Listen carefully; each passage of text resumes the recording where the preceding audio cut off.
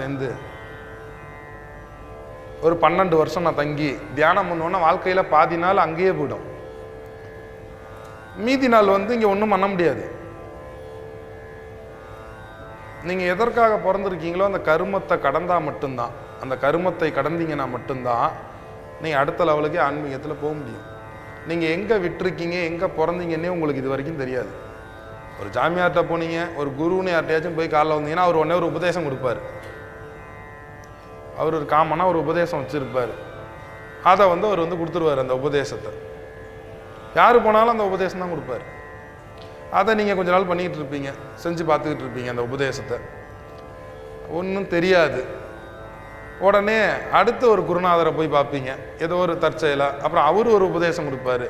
இப்படி வாழ்க்கையில் பார்த்தீங்கன்னா உபதேசம், தீட்சை இதெல்லாம் வாங்கிக்கிட்டே இருப்பீங்க வாழ்க்கையில்.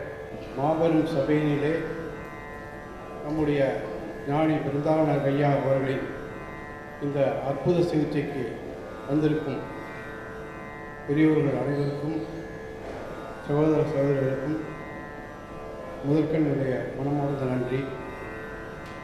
நான் முதலில் இந்த அற்புத சிகிச்சையில் இதுதான் முதல் முறை. நான் ஒரு சென்னையில் நீதிபதியாக பணியாற்றி தற்பொழுது ஓய்வு பெற்றுள்ளேன். நம்முடைய நம்முடைய உடம்பில் உள்ளே அனைத்து கடவுள்களும் இருக்கின்றார்கள் என்பதை நான் தெரிந்து கொண்டேன். அது எனக்கு உண்மையிலேயே ஒரு புதுமையாக இருந்தது.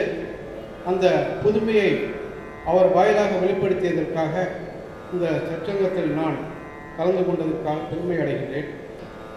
அவர் சிவம் சவம் என்று இதற்குரிய டெபினேஷனை அவர் கொடுத்தது உண்மையிலேயே ஆச்சரியப்பட வைத்தது. ஒரு ஏறத்தாழ 3-4 மணி நேரம் அவர் தொடர்ந்து நம்முடைய சொற்பொழிவு ஆற்றியிருக்கிறார். அது போன நேரமே தெரியவில்லை. அந்த அளவுக்கு மிகவும் நன்றாக, மிக சிறப்பாக நமக்கு பல புதுமையான நல்ல நல்ல செய்திகளை எல்லாம் அவர் அவருடைய சச்சங்கத்தின் வாயிலாக நமக்கு தெரியப்படுத்தியிருக்கிறார். மிக்க மகிழ்ச்சி. இந்த அரியதொரு வாய்ப்பு எனக்கு இன்றைய தினம் நான் இங்கு கலந்து கொண்டதற்காக மிகவும் பெருமை அடைகிறேன், சந்தோஷப்படுகின்றேன். இந்த சந்தோஷம் நம்முடைய குடும்பத்திற்கும் இங்கு கலந்து கொண்டுள்ள உங்கள் அனைவருக்கும் கிடைக்கும் என்று நான் உறுதியாக நம்புகின்றேன். எல்லோரும் நன்றாக வாழ்ந்து வளர்ந்து உயர்ந்து ஓங்க வேண்டும் என்றும் இது போன்ற சச்சங்கத்திலே ஐயாவின் சச்சங்கத்தில் நாம் அடிக்கடி கலந்து கொண்டு பல புதுமைகளை படைக்க வேண்டும், பல புதுமைகளை நாம் கேட்க வேண்டும், அதுபோல நம்முடைய வாழ்க்கையில் நடக்க வேண்டும் என்று சொல்லி இந்த அரிய வாய்ப்புக்கு நன்றி பாராட்டி விடைபெறுகிறேன். நன்றி வணக்கம்.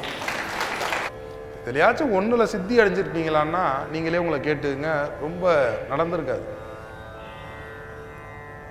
இப்படி ஒவ்வொருத்தவங்களும் வாழ்க்கையில் எண்ணற்ற பிரச்சனைகள், இந்த மந்திரங்கள், இந்த தேவதா அம்சங்கள், இந்த பிள்ளையார் மந்திரம், முருகன் மந்திரம், பைரவ மந்திரம், இதேமாரி ஒரு 10 நாள் சொல்லி பார்க்குறது. ஒரு பிள்ளையார் ஒன்றும் காட்சி கொடுக்கல, எனக்கு எதுவும் நடக்கலை அப்படின்னோடனே உடனே அதை விட்டுட்டு முருகன் மந்திரம் போகிறது. இப்போ 10 நாள் சொன்னதுக்கு உண்டான பவர் உடம்புல இருக்கும். அடுத்த மந்திரம் சொல்கிறதுக்கு அதுவே தடையாக இருக்கும். நல்லா புரிஞ்சுக்கங்க, அதுவே தடையாயிடும் உங்கள் வாழ்க்கையில், அடுத்த நிலைக்கு விடாது. எப்படின்னா,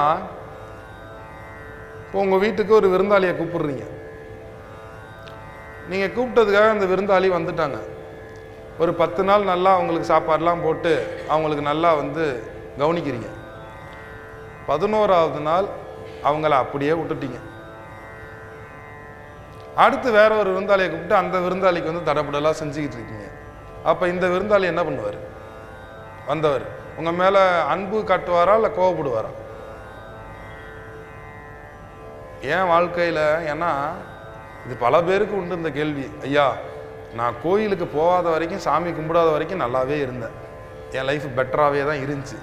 என்னைக்கு நான் கோயிலுக்கு போக ஆரம்பித்தனோ, என்னைக்கு நான் சாமி கும்பிட ஆரம்பித்தனோ அன்னைக்கு தாங்க எனக்கு பிரச்சனையே ஸ்டார்ட் ஆகுதுங்கிறேன்.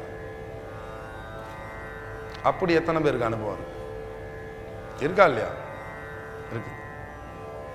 ஒருத்தவருக்கு தான், மற்றவங்களுக்கும் இருக்கும். எங்கள் சபையில் கையையே தூக்கிட்டோம்னா பக்கத்தில் உட்காந்து இருக்கிறவங்க என்ன நினைப்பாங்களோ. ஏன்னா நம்ம சுயமாக வாழ்கிறதே கிடையாது.